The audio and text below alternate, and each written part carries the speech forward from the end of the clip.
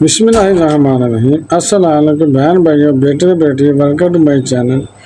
آج کی ویڈیو کا عنوان ہے کہ بارگاہ رسالت میں فضیلت کا معیار، یعنی بارگاہ رسالت میں آج صلی اللہ علیہ وسلم کی نظر میں کون آدمی بہتر ہے؟ ابو العباس سہل بن سعد سعدی رضی اللہ عنہ بیان کرتے ہیں کہ نبی کریم صلی اللہ علیہ وسلم کے پاس ایک مالدار آدمی گزرا۔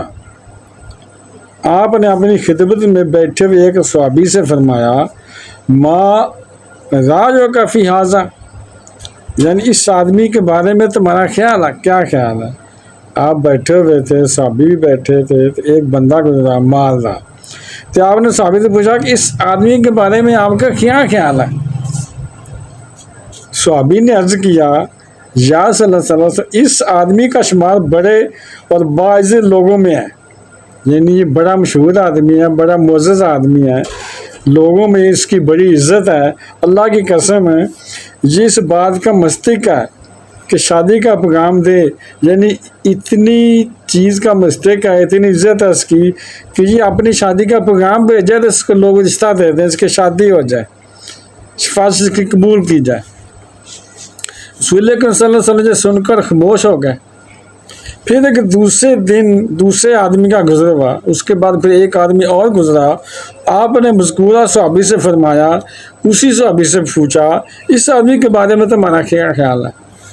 تو صحابی نے عرض کیا، اے اللہ کے رسول صلی اللہ علیہ وسلم، اس کا شمار مسلمانوں کے فقراء میں ہے، یعنی یہ غریب آدمی ہے، یہ اس بات کا مستحق ہے اگر کسی کے پاس پیغام نکاح بھیجے تو اس کی شادی نہ ہو، یعنی کہ یہ بندہ کسی کے پاس اپنے نکاح کے لیے پیغام بھیجے تو اس کی بات نہ مانی جائے، اس کا نکاح نہیں ہونا۔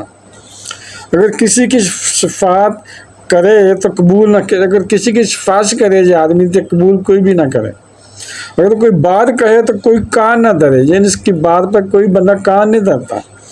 رسول اکرم صلی اللہ علیہ وسلم فرمایا، ھذا خیر من ملء الارض مثل ھذا، اللہ کے نزدیک یہ محتاج شخص سے اس مالدار شخص سے زمین بھر بہتر ہے۔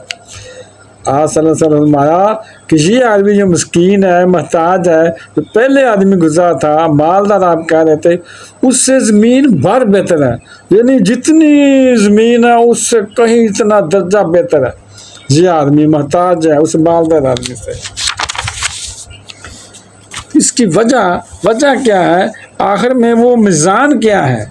میزان کا مطلب ہے وہ تکڑی کون سی ہے، وہ اسکیل کون سا ہے جس سے یہ ناپا جائے کہ وہ آدمی بہتر ہے، یہ آدمی ناپنے کا آلہ کون سا ہے، اوزار کون سا ہے، اور انسان کو وہ کون سی صلاحیتیں اور لیاقتیں ہیں جو اس سے اوج سریہ پر پہنچاتی ہیں، یعنی کون سی صلاحیتیں ہیں جو بندے کو اوپر پہنچا دیتی ہیں، کون سی ہیں جو تحت سرا میں جو زمین سے نیچے گرا دیتی ہیں، ذلیل کر دیتی ہیں، وہ کیا چیزیں ہیں؟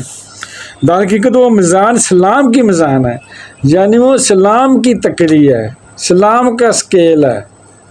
اللہ تعالیٰ نے اس میزان اور آلہ کو تقویٰ کا نام دیا ہے، سبحان اللہ۔ تقویٰ، متقی جو ہوتا ہے نا، متقی پرہیزگار، جو متقی ہوتا ہے وہ تقویٰ اختیار کرتا ہے تو متقی بنتا ہے، پرہیزگار بنتا ہے۔ جیسے فرمایا گیا ہے کہ اللہ کے نزدیک تم سب سے وہ بہتر ہے جو متقی ہے، پرہیزگار ہے، یہ نہیں کہ مالدار بہتر ہے، متقی پرہیزگار بہتر ہے۔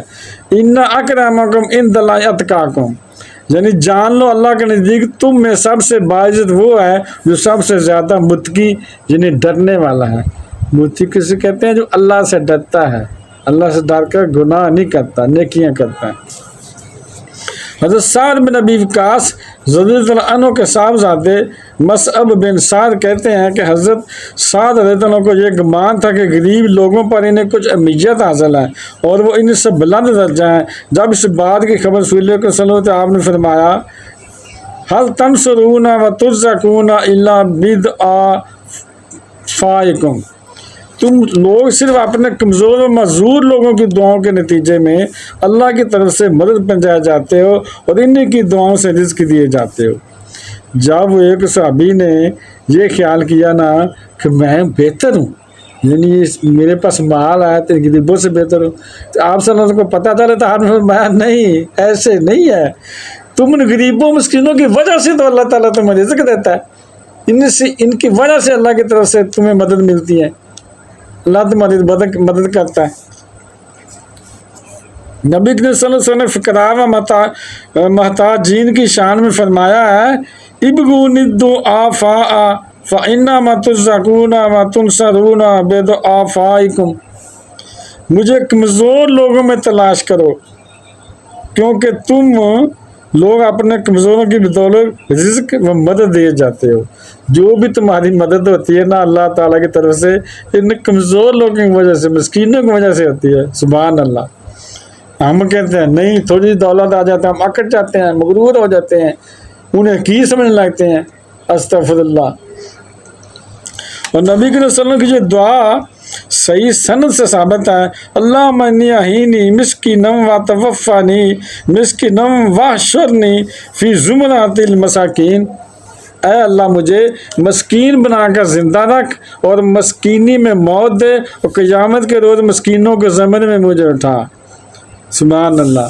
بہن بھائی، بیٹے بیٹی ہو، اگر آپ کو میری ویڈیو اچھی لگی ہے تو صدقہ زیادہ سمجھ کر آگے شیئر کر دیں، اور اگر ابھی تک آپ نے میرے چینل کو سبسکرائب نہیں کیا تو لازمی کر لیں اور بیل کو دبا کر آل پر کلک کر دیں تاکہ میری آنے والی اچھی اچھی ویڈیوز آپ کو ملتی رہیں. چلو ملتے ہیں نیکسٹ ویڈیو میں. السلام علیکم. خدا حافظ.